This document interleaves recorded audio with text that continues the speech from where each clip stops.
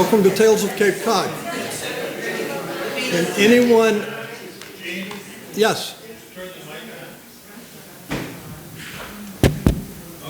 It's on. How's that? Can anyone identify anything that's a little bit different about the building this evening? Driveway. Pictures around the perimeter? The windows are open. We opened some windows, and that was more than just flipping the latch and opening the windows.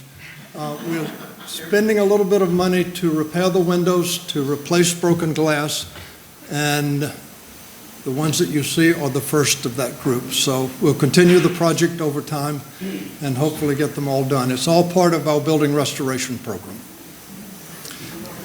My name is Gene Gwill. I'm on the board of Tales of Cape Cod, and it's my pleasure to welcome you this evening. Can everyone hear me? Okay. Our speaker this evening is Michael Tougias. I asked Michael if this were his second time at Tales. He laughed and said, "Oh no, it's 6 or 7 times that he's been here." Michael is a New York Times best-selling author of more than, this note says 25, but he updated me to 38 just now. 38 books. As an avid fisherman, he became a self-syndicated outdoors writer in 1990, and this says he published his first book in 1998. Michael is perhaps best known for his 7 award-winning books, which examine extraordinary rescues and those people who survived to tell the story. He is also a sought-after speaker on leadership and crisis management. You may have heard of The Finest Hours, a book which Michael wrote with Casey Sherman, who will be another speaker this summer. The Finest Hours became a Disney movie that was released to acclaim in 2016. He and Casey also co-authored Above and Beyond and JFK and America's Most Dangerous Cold War Spy Mission. Tonight we welcome Titcomb's Bookshop. They have copies of Michael's books for sale, and Michael has also brought some of the earlier books as well. So both are for sale after the presentation. I wish to thank our sponsors for this evening's program, Brian and Kathy Smith of the Barnstable Market, and Alex and Bob Frazee. Thank you very much. Please join me in welcoming Michael back to the podium at Tales.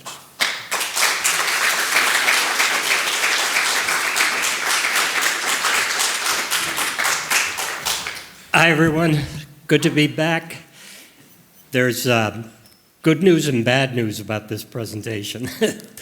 The bad news is just how close we came to nuclear war, and I'm going to illustrate 4 different times how that almost happened. The good news is if our leaders study history, they can learn a lot from this event. Before I get started, I do a newsletter once a year, so if anybody's interested, this is my little sign-up sheet, and you could, I'll do one for this side, one for this side. You could print your email. And I thought I'd tell you what I did on my COVID isolation. I wrote a lot. So I did 3 different books in 2020 because there was no speaking and you're just, in isolation at home. And the first was a topic that was near and dear to me. The title is No Will Set You Free.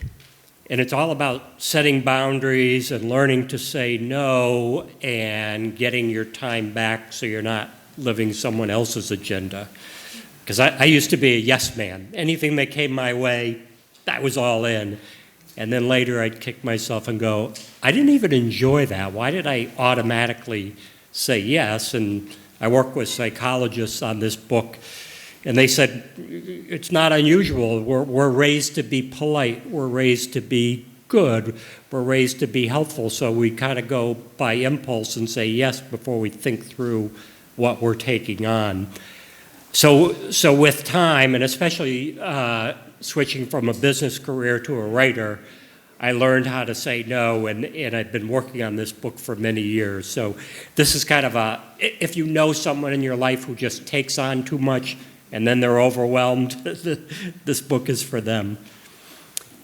And then I had the pleasure of working with an author whose book hit #1 on the New York Times, international bestseller. And his book was about the sinking of the Indianapolis in World War II, and it was called In Harm's Way. So he approached me because I had done a series for young adults called the True Rescue series. There's 7 books I wrote. And he said, I'd like you to do the young adult version of this book. And it turned out that a lot of adults are buying the young adult book because Doug Stanton's adult book was 550 pages, and my young adult book is 250. So we kept the same title. It's called In Harm's Way. This was the worst naval disaster in U.S. history. This is the one that you remember the old sea captain in Jaws?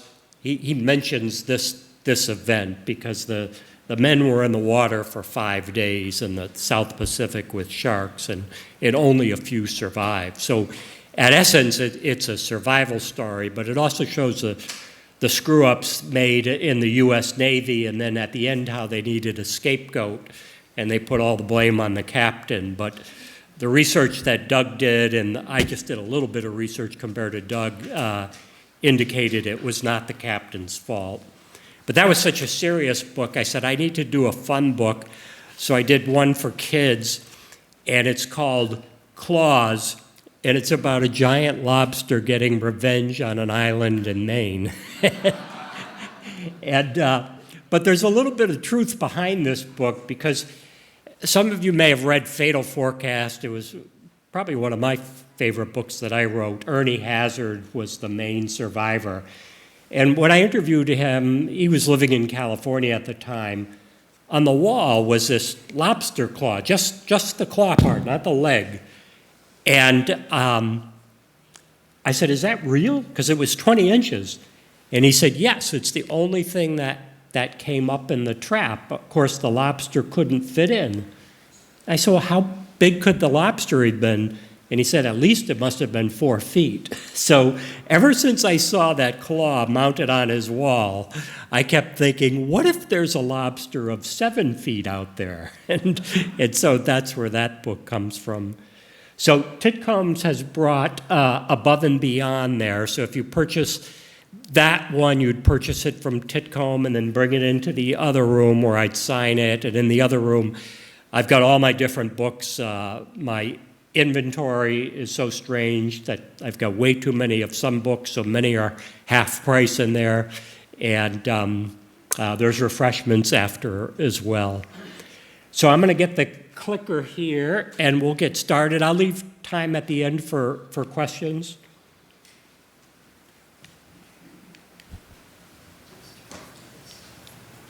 Maybe our clicker isn't clicking.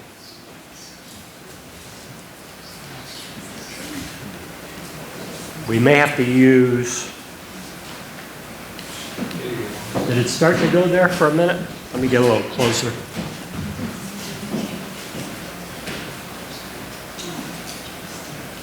worked a minute ago. I'm going to turn it on and off again. Now how to use a keyboard.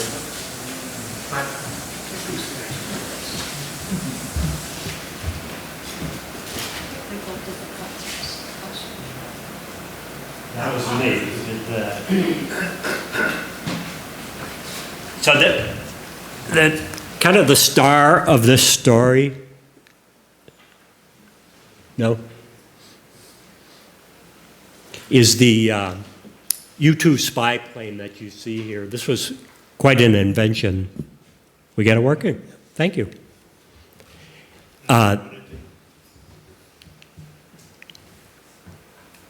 Do I have to be standing in a certain place? I'll put the headset on. Right there.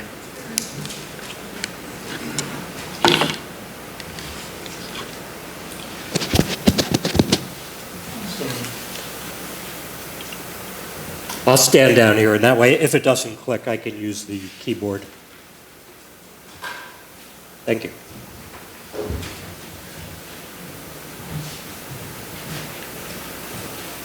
Okay. Kind of the star of this story is the U-2 spy plane. Incredible invention. The thing could fly 13 miles above the Earth, so it's up there in the stratosphere, and no Russian MiG could reach it. It's so high up. But I'll bet you remember Gary Powers being shot down over Russia. We learned the hard way that the Russian surface-to-air missiles could reach it, and it really put Eisenhower in an awkward position, because he was assured when we did that secret mission over Russia that no pilot could possibly survive even if a Russian surface-to-air missile could reach the U-2 spy plane. So he denied the whole thing, and then a week later the Russians trot out Gary Powers, who miraculously, it just beyond the scope of reality, somehow ejected out of that plane at those high altitudes and survived. But it is a marvel, and every year, even today, every year I read in the paper, the U-2 spy plane is being retired this year, and then I follow up and they keep a couple because they can do some things that satellites cannot.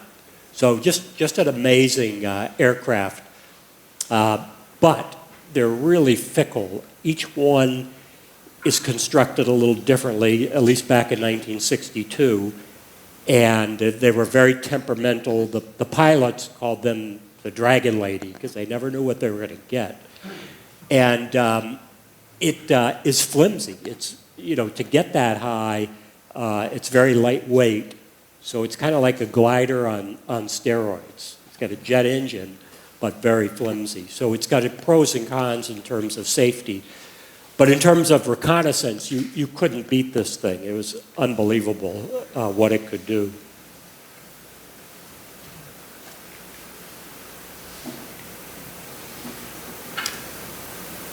This pilot, I'm jumping ahead a little bit. He is the one who discovered the nuclear weapons in Cuba, Steve Heiser. But I show a picture of him here to let you know that they had to wear the pressure suit because they're up so high. And if they were to lose air pressure in the cockpit, this would keep them alive. They'd have the helmet on and oxygen. And so you had to be a certain kind of person to be able to go up there for 6 hours all alone, no radio communication, and knowing that the slightest thing goes wrong, it's probably all over.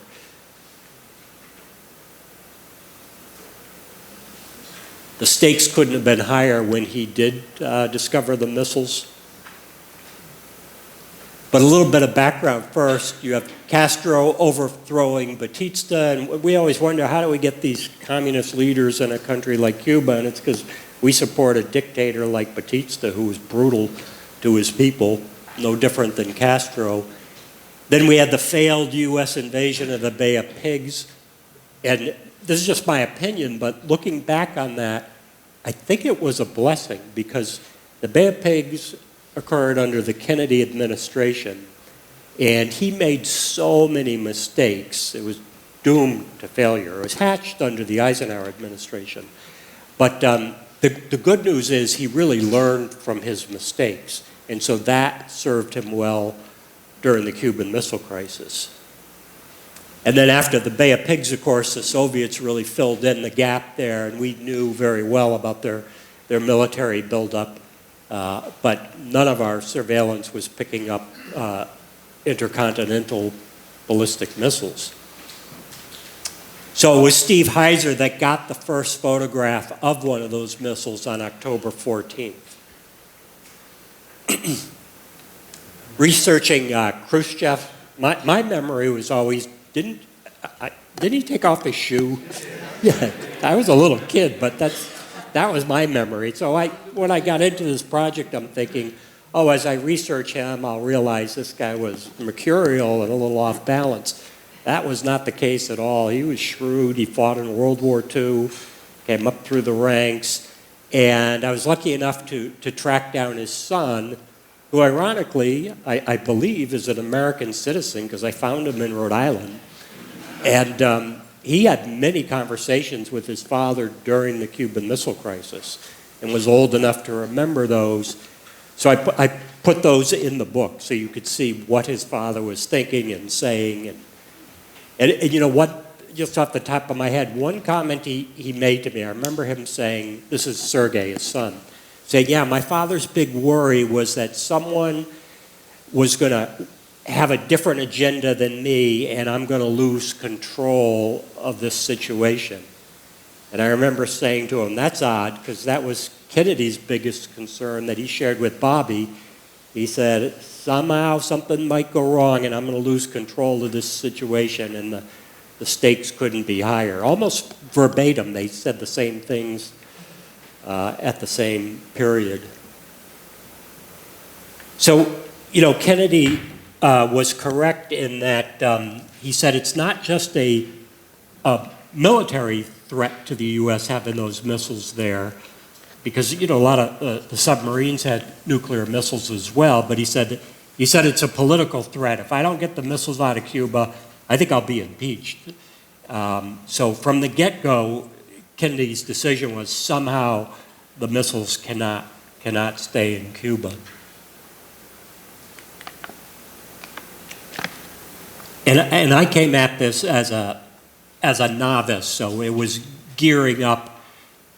And I must say, of all the books I've done, this was the most difficult in terms of research. Not because there wasn't enough information, it was too much information. There's so much information on this event, from the, recently declassified CIA documents, government transcripts, Kennedy's meetings. It's like you really have to pick wisely what to put in the book to make it a page turn. Don't want a bunch of details in there. So in that respect, it was the hardest because you needed to go through it all, but then winnow it down to just the more important or dramatic parts of the crisis. So I was learning about Cuba. I didn't even know where Guantanamo Bay was. I've heard of it all these years, but never knew where in Cuba. The big break for this book, I don't think it would have happened if I didn't find this particular pilot, Jerry McElmoyle. Jerry flew over Cuba during the missile crisis and was living in Venice, Florida.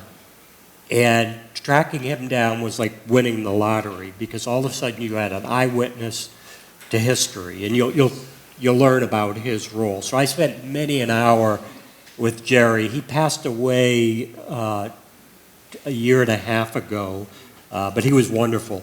He was just, I could call him any time, and he'd patiently walk me through my elementary questions.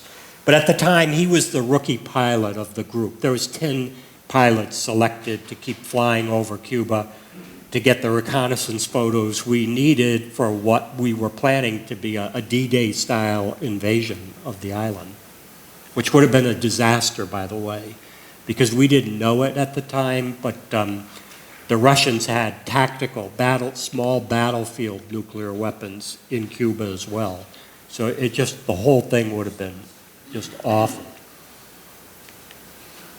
And Jerry's boss was Major Rudy Anderson, and he was interesting to research because even though he's, in the U.S. Air Force, he's a pacifist. He doesn't want to kill anybody, so he would always volunteer for reconnaissance missions. And he flew during the Korean War, and then the CIA recruited him to learn how to fly the U-2s, and then back to the U.S. Air Force in U-2s for reconnaissance. And then another pilot. We only follow 4 pilots. I've learned that to keep a book fast-paced, if you have too many characters, you're going to lose the reader. And you're not going to care about any one character. But if you can winnow it down to maybe a maximum of 6 characters, then you're going to get to know each one and you're going to be invested. You want to know what happens to them. Because there's so many good books out there. If I read a book and that first chapter doesn't pull me in, that's it. I just move right on. or if it overwhelms me with so many characters, I don't care about any of them. I just move on. But Chuck Maltzby, he was a fighter pilot, was shot down during the Korean War, and later described how he was kept in as a POW of the Chinese in an earthen hole 4 feet by 5 feet for 3 years. Can you imagine just being in a pit for that long? And when he was released in a prisoner exchange, I would have become a farmer, but he re-ups in the Air Force. I couldn't believe it after that experience. So he's flying once again, gets recruited into the spy plane program, and he's a U-2 spy, pilot as well. And so our sixth character is a president, which I knew, he'd be a character in the book, but I didn't know to what extent. And the reason Kennedy becomes such a pivotal character isn't because there's so much written about him. It's because he secretly audio recorded every meeting he had on the Cuban Missile Crisis, and he didn't tell the people at his meetings that they were being recorded. So it's all unfiltered. It's hours and hours of audio tape that was condensed into a book, thank God, called the Kennedy Tapes. And so you could go to which day in the crisis, who was saying what, and all unfiltered, and they never knew they were being tape recorded. My theory is he did it because he was a writer at heart. He had written a couple books prior to the presidency. He's probably thinking of his memoirs. I want to get this accurate, but kind of underhanded, secretly recording these people. So when they get the photos back, and this is old-fashioned film, by the way, it had to be flown from the site wherever the U-2 spy plane landed up to Washington, D.C., and then developed and expanded and analyzed. Kennedy's told while he's having breakfast, and as I'm reading this, I'm wondering, I wonder what his first questions are going to be. I would have said, how many missiles or where in Cuba? But it's kind of interesting what he does. One of his first questions is, are you sure? He goes, I can't see any missiles here. And the head of the National Photographic Interpretation Center says, no, back at the lab, we're expanding these, blowing them up, and we assure you, they gave them 100% insurance that what they're looking at are medium-range ballistic missiles. And this was a secret location. There's a couple, it's interesting how the CIA would use secret locations. This one was above a used car dealership in Washington, D.C., and then where they made the pressure suits was in Worcester, Mass, at a factory that made bras and girdles. And the pilots told me, they said when we were brought there to be measured for our pressure suits, we'd walk in and it'd just be these sea of sewing machines. Then they'd take us down into the basement. There'd be a little black door. You'd go in. There'd be one light hanging. You'd step up on a box. They'd close the door. The tailor would take your measurements. You'd come back to the bra factory the next day, and the pressure suit would fit like a glove. They said it was amazing that this team of seamstresses could do this. And so it was called the Clark Factory in Worcester, Mass. So, one of his earliest questions is, in a roundabout way, is how much time do I have? In other words, when will the missiles that you're showing me be operational? When will they have the warheads on them and ready to launch? And the analysis was approximately 10 to 14 days, which turned out to be pretty darn accurate. But it was an interesting question because he kind of knows that once they're operational, the Russians have us over a barrel. They'll just refuse to take them out or say, no, you attack us, we're going to fire them. They're on your doorstep. So his next big decision and question is, who's going to be my core team? And he calls it the EXCOM, the Executive Committee of the National Security Council, but he lets all sorts of different people in, like the head of the Treasury, and I'm like, why would the head of the Treasury be at this military type of meeting? But as I looked further into it, it was like he wanted the best and brightest minds. They didn't necessarily have to all be from the military. So a mix of advisors, and even a couple members who we knew were of the opposition party were there as well. So little did they know that the microphones were hidden in the bookcase. So down in the basement of the White House, the old-fashioned, reel-to-reel tape players were running. I do think Bobby Kennedy knew about the secret audio tapes because they were really tight. That Bobby Kennedy was JFK's #1 advisor. And I remember when I talked to the director of the Kennedy Museum, he said, I'm sure Bobby would have known as well. But nobody else knew. And you could see LBJ is at this particular one of the meetings. Rusk, there's a whole cadre of advisors in there. LBJ didn't say much. It was very interesting. He kept a low profile. So the first decision Kennedy makes at that initial meeting is, one, the missiles have to go.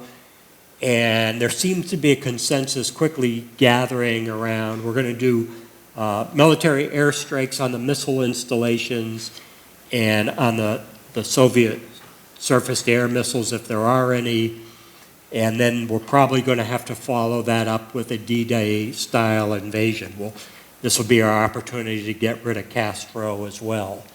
And so Kennedy says, I want every U-2 pilot, who's really good at what they do, to be flying over Cuba during any clear breaks in the weather to get reconnaissance. So Rudy is the next one to fly, and he goes the length of the island. When they analyze his film, it's more bad news. Yes, there's surface-to-air missiles in Cuba ready to launch. Khrushchev has told the people in Cuba, do not shoot down a U-2 spy plane. We're so close to having the missiles operational, you have no authority to use those surface-to-air missiles unless it comes from me.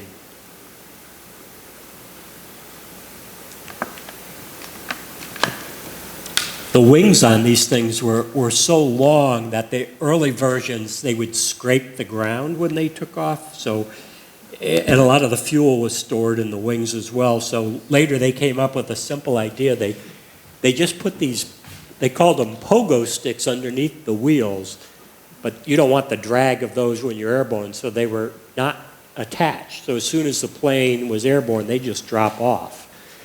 And I've never been in a U-2 or even seen one operational, but they said the way they take off is at a really steep angle like this. They said you'll never forget seeing one take off. So I was just out in Nevada, and there was one area there, aliens, Area 51. I think what they were seeing was early models of the U-2 in test flights, these glinting in the sun going up in the stratosphere because they were doing all the testing out there. So we moved the U-2s, not all of them, but many, and those 10 best pilots to Orlando because you want that close proximity to Cuba. The one drawback was they could not take the photos during cloudy weather, so you'd have to launch when the weather looked good. And so that was, back then there was no Disney World, it was just McCoy Airfield there. So we're in about day 2 or 3 of the crisis, and here's Kennedy in the Oval Office meeting with the Soviet foreign minister and the Soviet ambassador, and the topic of Cuba comes up, of course, and they assure him that their military buildup does not include any offensive weapons. Now, Kennedy can't say anything because he hasn't totally decided what to do yet. He's leaning towards what all the Joint Chiefs of Staff, they're all for attack immediately. We have the element of surprise. And as soon as they leave, he says to Bobby, I can't believe they lied to me right in the Oval Office. It was all I could do not to go to my desk and pull out all those photographs in my drawer of the missiles. But he doesn't want to tip his hand that he knows they're there, so he doesn't say anything. So Curtis LeMay, some of you probably know about him. He was the head of Strategic Air Command, head of the Air Force, was known for the bombing runs over Tokyo in World War II.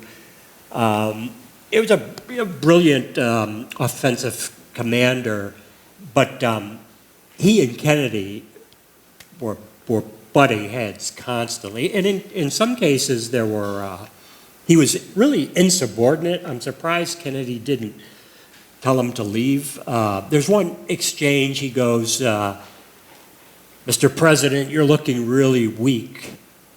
And Kennedy says something, and then LeMay goes, this is worse than the appeasement of Munich.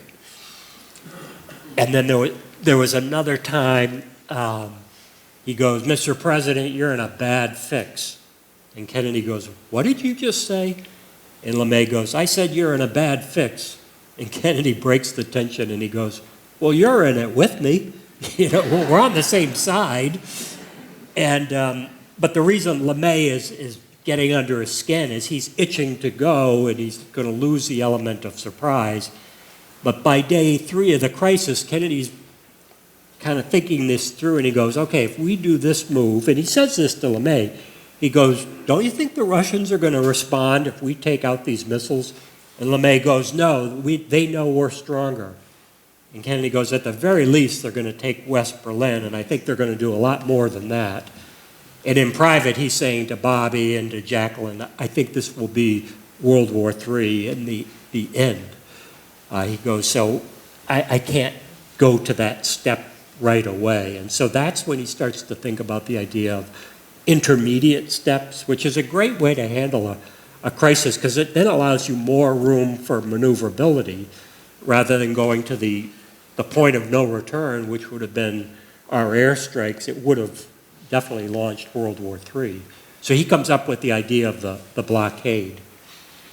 And actually, Adlai Stevenson should get some credit. He was the one advisor who was saying, no, this military strike is going to be the end of the world. He was early on saying, this is ludicrous what all these advisors are telling you, Mr. President. So Kennedy goes with the blockade. He does throw LeMay a bone, and he says, hey, if they shoot down one of our U-2s, I give you authorization to go in there and wipe that surface-to-air missile site off the face of the earth. And so Kennedy goes on television. I mentioned his big concern is losing control of this, and you're going to see that's exactly what happens. And he's got us on DEFCON 2, one step away from war. And I've talked to many people who were in the military at the time, and they said, Mike, we were up in bombers 24/7 with nuclear weapons. Just, as soon as we land, another one would go, and over and over. And every military resource was heading down to Florida, just convoys by trucks, by train. Another gentleman I talked to, he said, I was in Guantanamo Bay, and you look out on the ocean, and you just see U.S. ships everywhere. So we were ready for the invasion. This one you can pull up on YouTube and see how he addresses the nation. He does it in a measured tone, so as not to panic people, but you sure get the gist that this is serious. That's for sure in his speech to the country. One woman I interviewed, she said, I remember that. She said, I was young, and as soon as he was done, my father went out in the backyard and started digging, a bomb shelter. And another person, she was in the audience, she goes, I was a little girl, and I went to school the next day. The day the teacher goes, she goes, I'm not giving you any homework because there may not be a tomorrow. Imagine being an 8-year-old girl and hearing that. But the headlines the next day, you could see why people were thinking that way, because the Russians responded to this blockade that, okay, you've just put us on the path to nuclear war. Now we're supplementing our U-2 spy planes with Navy Crusaders flying low over Cuba to get more photographs. So it was kind of like the opposite of the U-2. These would operate at treetop level, 500 miles per hour. How they had the technology back then to get good photos, I don't know, but they were nice and clear. You could see in that long tent in the middle is a missile, because our analysis knew exactly that I think the medium-range ballistic missiles were 67 feet, so they knew from the photos that was what was in that tent, and then all the support equipment. And then outside the picture would have been the trapezoidal configuration of surface-to-air missiles protecting this site. So Stevenson goes before the UN to explain why we're doing the blockade. I think they switched the wording to quarantine because blockade was clearly illegal. It was just semantics, though. And we moved the line to 500 miles off Cuba. And then he trots out the evidence to show the world. And the whole Western Hemisphere was united behind President Kennedy, so that was a positive. Whenever I see this picture, though, I think of Colin Powell trotting out the evidence that Iraq had weapons of mass destruction and we were dead wrong. But in this case, our intelligence, because of the Crusaders and the U-2s, was really accurate. So now it's Jerry's turn to fly, and he's the rookie. He's assigned 4, they call them targets, and they don't have weapons up in the U-2, so they can't defend themselves. I think they have a pistol on their waist in case they were to survive somehow. But it was just so interesting sitting down and talking with him, and he said, I came in over Havana first. The San Cristobal site was where the first missiles were spotted. And, left from McCoy. I said, how long does it take you from McCoy to Cuba? And he said, not long, like 50 minutes max. And, we go by the weather reports because it's October, so you've got a lot of bad weather. That's the hurricane season. But he said, I had a nice clear day. And he said, on my 4th target, he said, so I came in kind of like this, heading this way, right down the middle of Cuba. The Russians are tracking him the whole way. They know he's up there. They've got a radar screen that they're watching, bigger than this wall. They know exactly what he's doing. And he said, trouble started when I was near Banyes, Cuba. That was the name of the little town, just outside of Guantanamo Bay. And we'll never know exactly why this happened, but without authorization from Khrushchev, 2 of the generals down there decided to use their surface-to-air missiles. So they fire them, and Jerry goes, so I'm at the end of my run. I've just got my last target. The camera's off, and in the rearview mirror, and I go, stop right there. There's a rear view mirror in a U-2 spy plane? And he goes, yeah. He goes, just like in your car. He goes, in the rear view mirror, I see contrails coming up towards me. And he goes, I knew what those were. I said, what'd you do? He goes, I did what I'm trained to do. I flicked the camera back on. I did an evasive turn. And then I saw the starburst. He said they exploded about 1/4 to 1/8 of a mile away. Not near enough to harm me. But he said the second one came up and did the same thing. I made sure I got him on film and then shut the camera off. And I said, my God, then what? And he goes, I got the hell out of there. And he said, when I landed in McCoy, he said, of course, the CIA was waiting for the usual debriefing, as was the Air Force, and I told them what happened. And he said, they just grilled me for 2 hours. And he said, then I went back to my barracks and I told my boss, Rudy Anderson, what happened. So we don't know why were these warning shots, meant not to hit him? Was it just 2 gun-happy Russians? But that the weird part of this story, and I decided to open the book this way because this is such a gripping story, is so the next day, Jerry's out on the tarmac. He's walking to his U-2, and he hears, Jerry's last name is McElmoyle. So he hears, McElmoyle. He turns around, there's this 3-star general. He goes, yes, sir. And the general goes, I just flew down here from Washington, and we looked at your film. And Jerry goes, yes, sir. And the general goes, there was nothing on it. And Jerry goes, sir, I'm positive I got it on film. And the general goes, nothing on it, we destroyed it, and we destroyed your intelligence report because obviously you were wrong. And Jerry goes, sir, I'm positive about all this. And finally the general just looks at him and goes, do you understand what I'm telling you? In other words, zip it up. And so, I would bug Jerry. I said, who do you think this order came from, LeMay?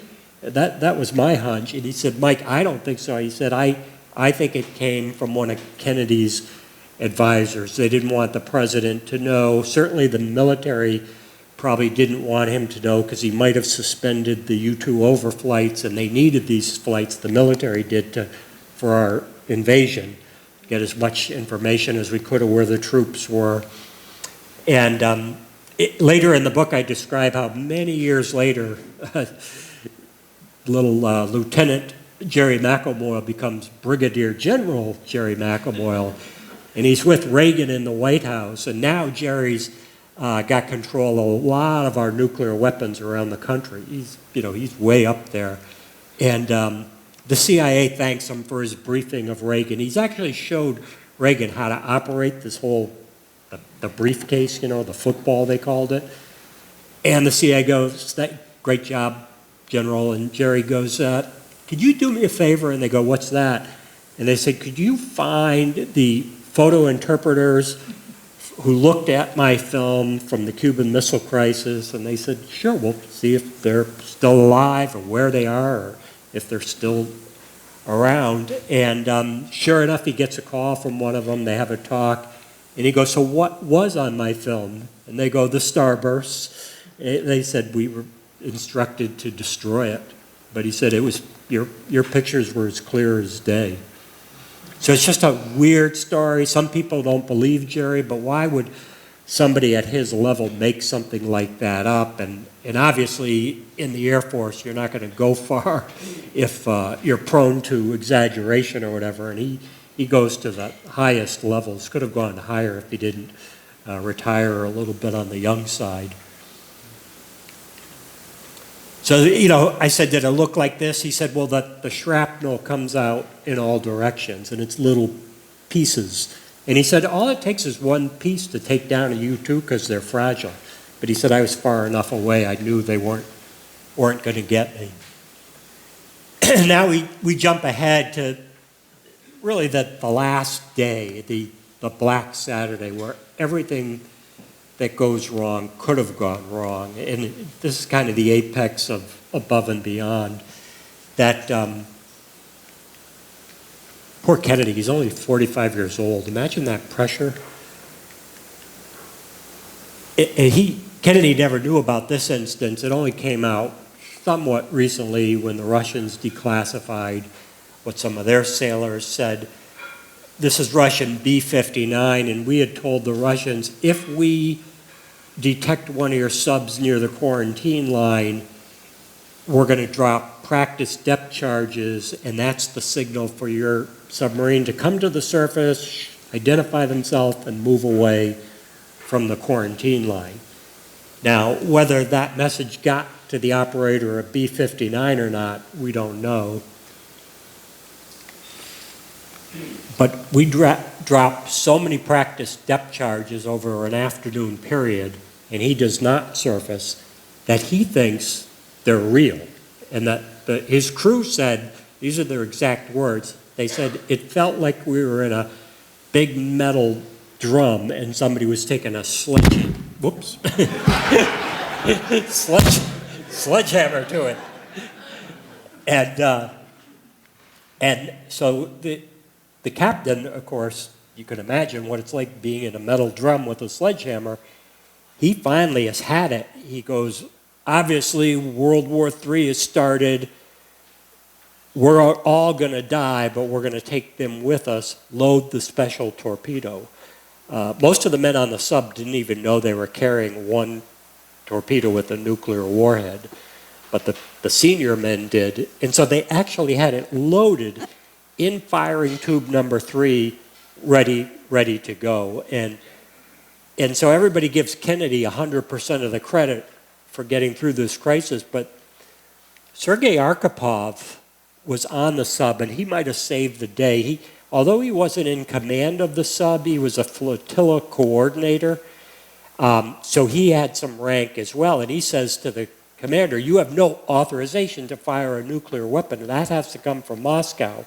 And they get in this big argument, and thank God Arkhipov talks the commander of the sub off the ledge from firing it, because he would have taken out the aircraft carrier and whatever else was above him.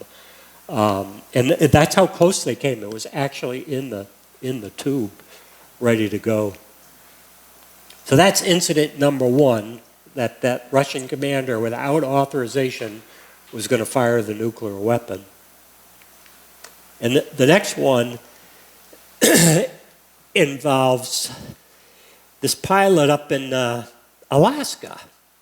And you would think, okay, he has nothing to do with the Cuban Missile Crisis. He's in Alaska, and he's going to do a flight to collect radioactive sampling of the air.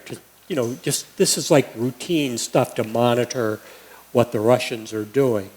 And he's told, when you go up there, there's no radio contact, and we need you to go all the way over the North Pole. So it's an unusual flight for the length. He's going to be in the air for 7 hours all alone. And they've planned for every little contingency.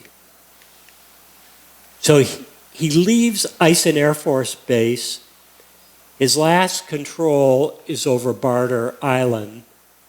And then at the North Pole is when the unexpected happens. The northern lights come out.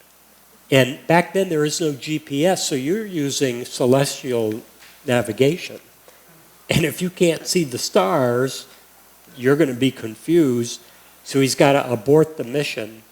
And I want to leave this as a surprise in the book, so I won't give it all away. But imagine this pilot lost. He flies over Russian airspace. They see him coming. They think it might be the vanguard of an attack on the motherland. And all this because of a screw-up that we didn't anticipate, the northern lights. So this part of the story is like somebody made it up. It gets so strange with the twists and turns.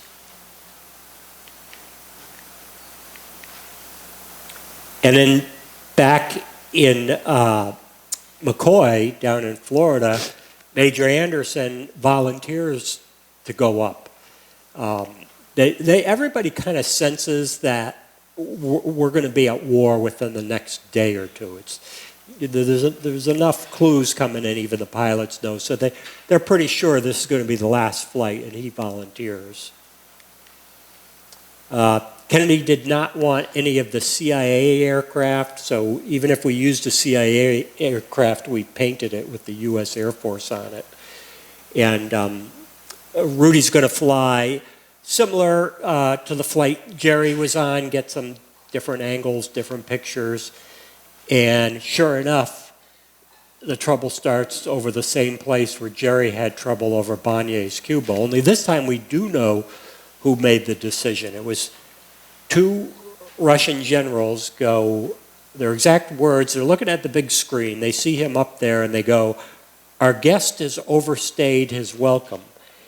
Let's get permission to take him down." So they try to call the Supreme Commander of Soviet forces in Cuba.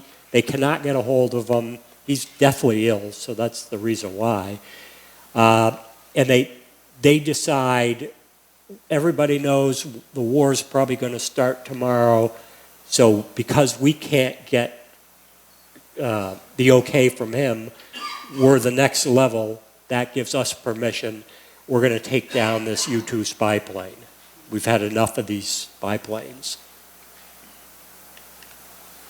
So because Banyas is near Guantanamo Bay, that might have been a really sensitive area for the Russians because that's where they had a lot of those tactical nuclear weapons. They were ready to rain down on Guantanamo Bay, so maybe that's why they didn't want any spy planes going over that general area. And so they fire at them. And the next part is a little bit of speculation, but I work closely with Jerry McElmoyle on this. We know he was taken down, and I said to Jerry, if you're hit up there 13 miles above the Earth by a surface-to-air missile, wouldn't your aircraft be in pieces no bigger than your hand? And he said, yes, unless it's just one or two pieces of shrapnel. That's enough to bring it down. And I'll never forget the way he described it. It was so well. He said, if you're wounded in a U-2, you come down like a leaf falling from a tree. You're going to spiral down. First one wing is going to come off, then the other, and then the tail. And that's exactly what happened. Here is Major Anderson's aircraft on the ground.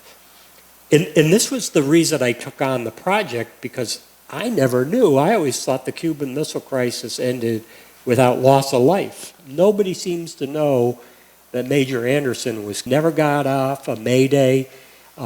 He never was able to eject from the pilot's seat. And his body was found in the aircraft, and some of it, as you could see, was still intact. This photo was taken by a Cuban, who was one of the earlier ones on the scene. If you go to Cuba today, there's a piece of the aircraft sitting in front of the Museum of the Revolution, the engine part and a little bit of the wing. So back at the White House, it's really odd when you read this part this is from the Kennedy tapes, like why they didn't tell the president, why the military didn't tell the president about this right away. They knew at noon that they'd shot down one of our aircraft. Instead, they wait till 4, and they do it in a haphazard way during a meeting. The meeting's been droning on, and then one of the Air Force advisors goes, yeah, we lost an aircraft today. And Bobby just goes, what? And they go, we lost an aircraft. And Bobby goes, is the pilot alive? And they go, no, the pilot's been killed. And then JFK just goes, oh, this is a whole new ball game. And Curtis LeMay, remember, he had been told if they shoot one of our U-2 planes, we go in and blast them. He's ready to go, and Kennedy goes, I'm going to adjourn the meeting for a while. Nobody is to do anything. And so he takes Bobby aside, and he goes, this is it. Go to the Russians. It's the foreign minister, and he goes, he never uses the word ultimatum, but that's what it is. And he says, here's the final offer. You take your missiles out of Cuba, and I promise we will not invade the island. And at a later date, I don't know when, but at a later date, we'll take our missiles out of Turkey. And so Khrushchev's son told me when his father got that deal, he jumped on it because his father realized the events were spinning out of control. You know, you had Chuck Maltzby flying Lost over Russia that almost triggers warfare. You've got the submarine, and now you've got people on the ground in Cuba taking matters into their own hand and firing the surface-to-air missiles. So Khrushchev jumped on it and announced over the radio a deal has been reached. He didn't want any confusion before it was too late. So LeMay's furious. He calls Kennedy a chicken, not to his face, but says, you know, they killed one of our pilots and we still haven't done a thing. But Kennedy addresses the nation. He tries to tell his people, you know, no gloating, this thing is over, we did it, but the missiles aren't out of there yet. We got to have the UN oversee the removal of the missiles. And the Russians did return Major Anderson's body back to the U.S. And Jerry said, you know, when it was examined, one little piece of shrapnel had pierced his pressure suit. And Jerry said, I believe that's why he never got out the Mayday and never tried to eject, that he would have lost that air pressure in the cabin. He said, the wound wasn't bad enough to have killed him, but the air pressure probably did, so it would have happened quickly. And in the book, you'll read how poorly his wife was treated because of military protocol, the wife of Major Anderson. So this is kind of a fun part of the story, you know, on such a serious topic. It's always nice to end on a positive note. Kennedy was classy enough to take time out of his busy schedule and go down to Florida and thank the pilots and thank the planners down there who were giving us the reconnaissance to solve this. So Jerry goes, you know, I'm only 33 years old. I'm going to get to meet the president, and I'm pumped up. And he goes, and then, you know, the senior guys go, Jerry, sorry, you're low man on totem pole. You have to stay in the hangar with the U-2 in case somebody from the president's entourage wants to see it.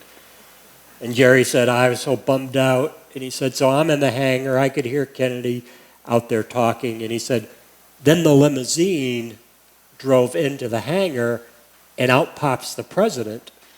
And he said, there's a little stairway up to the cockpit of the U-2, and I'm up there by the cockpit, and I hear Kennedy goes, you all stay in the limousine. I want to have a private conversation with that young man.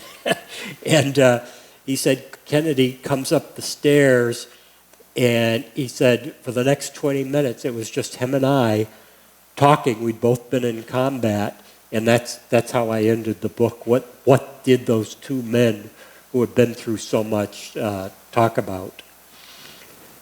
And there was my buddy Jerry, who was so patient with me. Looks like he could have been my father, so I know when the rest of my hair goes. And we dedicated the book to all the pilots, especially Major Rudy Anderson, who so few people know gave his life for our country. Thank you. Thank you.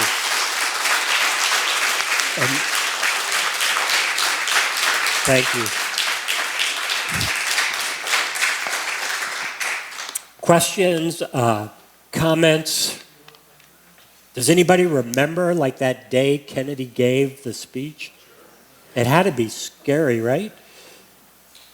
You know, it's funny, I was a little kid, I don't remember that. I remember the assassination like it was yesterday, but not the Cuban Missile Crisis.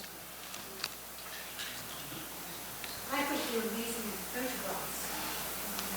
Photographs were amazing. Yeah, you know, and the slides helped so much with the presentation too. It keeps me on track, and that, you know, the CIA declassified so much of this. But now you can see why I write books about, like, giant lobsters and porcupines in my outhouse. Because if you just write one serious book after another, it's just kind of too much. You're overwhelmed with all this negative information. So I do hop around.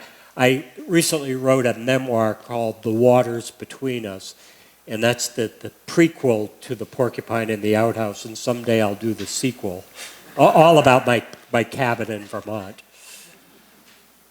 Yes? Have they declassified everything, or would they ever really declassify? I don't think so, because I would see, you know how they take the black magic marker? And the best site for me was George Washington University. They had the best collection, and most of it's online, and you could read a lot of these documents.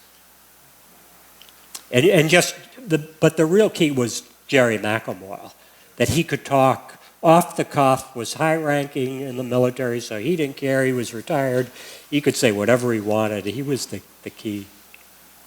Yeah, I was just going to say, I remember being in St. Petersburg a number of years ago in a military museum, Naval Museum, I think, and down the hallway, going down the hallway, and there's this pile of metal, and I'm kind of like touching it and looking at it, trying to translate the Russian a little bit aircraft. It's like unbelievable. It's this pile of metal, you know what I mean? Really? And where was that? In? In St. Petersburg. No kidding. Wow. It was a big naval museum there. Yeah, you know what's sad part about Gary Powers? You know how he ended up dying? He was in a, he was doing, you know how the helicopters do traffic reports? He was in an accident where the fuel gauge wasn't working properly. So the helicopter ran out of gas while it was in the air. So that he survives a U-2 being hit, and then that happens. Yes? Just to reinforce what you said about it being scary, I lived in Colorado Springs at the time, which of course is where NORAD and Air Force Base and Peterson Air Force Base were located. My dad worked at the Air Force Academy and so on. Bomb shelters were very popular, and I remember doing the drills in school where we would crawl under the desk, which of course provides no protection whatsoever. But we were doing those on a regular basis, and I mean, we were thinking about it. It was Thinking, top of mind. right. Yeah, the bomb shelters were a hot business. They were selling prefabricated bomb shelters. Did the crisis have any effect on Khrushchev's downfall? You know, I don't know for sure, but he didn't last long after that. So I personally think it did